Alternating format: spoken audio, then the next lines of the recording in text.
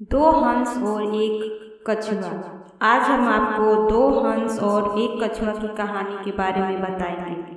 तो आइए कहानी की शुरुआत करते हैं। एक तालाब के किनारे दो हंस रहते थे। वह स्वभाव से अत्यंत गंभीर थे।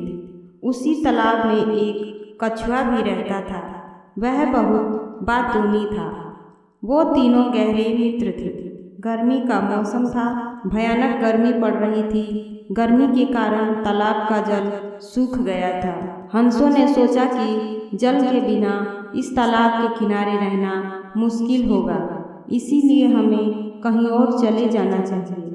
लेकिन कछुआ तो उड़ नहीं सकता था।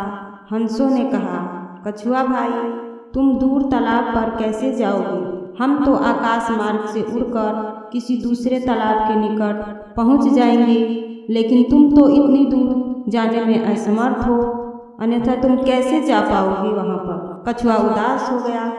इतने में हंसों को एक तरकीब सूझी। वह बोले, हम एक लकड़ी को दोनों सिरों से पकड़ लेंगे और तुम बीच में लकड़ी को अपने मुंह से पकड़ लेना। इस तरह हम तीनों दूसरे तालाब पर पहुंच जाएंगे। लेकिन तुम्हें एक बात का ध्यान रखना होगा कि तुम रास्ते में अपना मुंह नहीं खोलोगे। कछुआ बोला, मैं इतना मूर्ख थोड़े ही हूँ जो रास्ते में बातें करूँगा। कछुआ के इतना कहने पर हंसों ने उसकी बातों पर विश्वास कर लिया।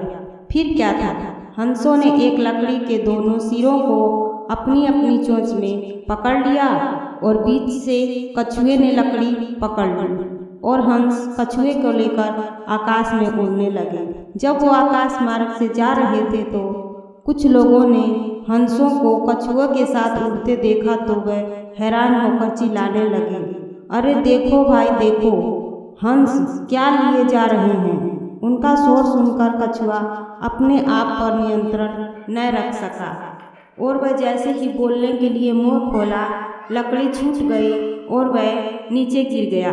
गिरते ही अपने प्राणों से हाथ धो बैठा।